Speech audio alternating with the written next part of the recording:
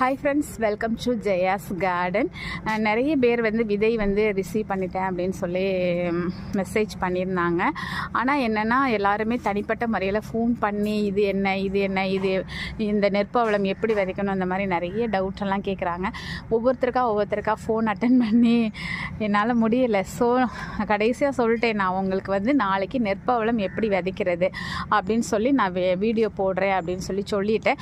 அந்த வீடியோவிலேயே நான் என்னென்ன சீடு 6 அனுப்பியிருக்கேன் அப்படிங்கிற தகவலையும் நான் கொடுத்துட்றேன். ஒரு லாங் வீடியோவாகவே போட்டுடுறேன்.